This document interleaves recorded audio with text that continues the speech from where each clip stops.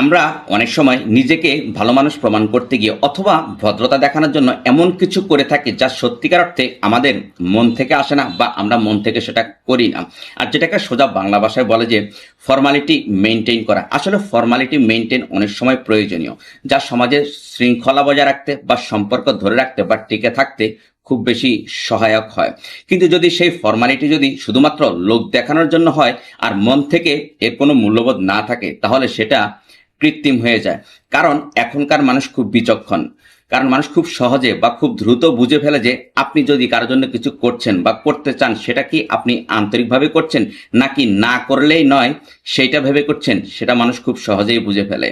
আপনি যদি কাউকে সামাজিকতা রক্ষা করার জন্য শুভেচ্ছা দেন, সাহায্য করেন এবং খোঁজ খবর নেন, মানুষ খুব সহজেই সেটা বুঝে ফেলেন। আর এর ফলে সম্পর্কের দূরত্বের সৃষ্টি হয়। বরং এর চেয়ে ভালো হলো কি, আপনি যদি কারোর জন্য কিছু করতে মন না চায় বা না করতে পারেন, নীরব থাকা বা একেবারেই তাদের জন্য কিছু না করা, সেটাই সৎ ও স্বচ্ছতার পরিচয় বহন করে।